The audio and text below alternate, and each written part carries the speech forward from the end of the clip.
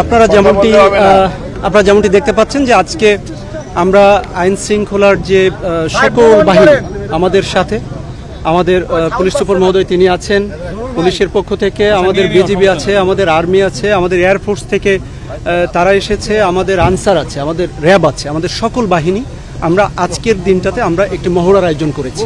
এবং এটি কেন করছি? এটা করছি 12 তারিখে যে আমাদের গণভোট এবং যে সংসদীয় যে নির্বাচন, সেই নির্বাচনে সর্বোচ্চ নিরাপত্তা কিভাবে কুষ্টিয়াবাসীর জন্য আমরা সৃষ্টি করতে পারি, আমরা এটা নিশ্চিত করতে পারি, তার জন্য আমাদের এই মহড়া আজকে চলবে। এবং আজকের পর থেকে ইনশাআল্লাহ আমরা নিরাপত্তার চাদরে একেবারে লিটারেলি আমরা ঢেকে ফেলব, যাতে সাধারণ মানুষ কোনো ধরনের ভয় ছাড়া নির্বিঘ্নে ভোটের সেন্টারে আসতে পারে, তারা ভোট দিতে পারে।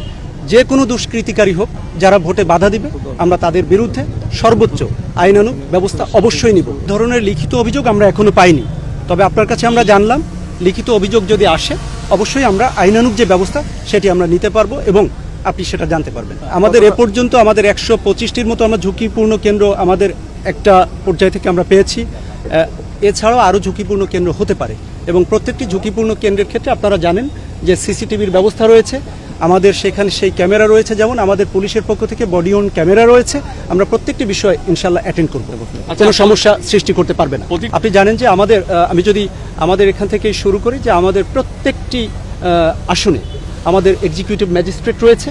এই ম্যাজিস্ট্রেটরা আমাদের সেনাবাহিনী, আমাদের বিজিবি, আমাদের র্যাব, আমাদের আনসার এবং আমাদের পুলিশের 60টির মতো মোবাইল টিম শুধু করেছে পুলিশের পক্ষ থেকে।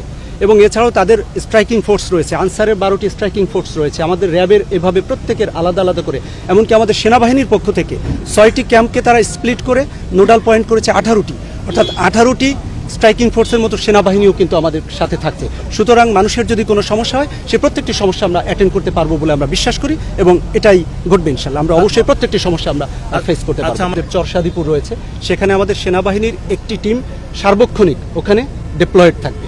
এছাড়াও আমাদের চিলমারি যদি বলি, আমাদের রামকৃষ্ণপুর যদি বলি, সেখানে আমাদের বিজিবি দারুণভাবে তারা ব্যবস্থা গ্রহণ করেছে। আমাদের সেনাবাহিনীও সেখানে থাকবে, তারা স্ট্যাটিক থাকবে এবং ওখানে এমনকি ভোটাররা যাতে ওখানে ভালোভাবে যাওয়া আসা করতে পারে সে কারণে আমরা সুনির্দিষ্ট করে দিয়েছি কিছু মোটর বাইককে, সেটা আমাদের বিজিবির নেতৃত্বে, সেখান থেকে তারা যাতায়াত করতে পারবে, যাতে সাধারণ মানুষ ভোট দিতে যেতে পারে সেটার ব্যবস্থা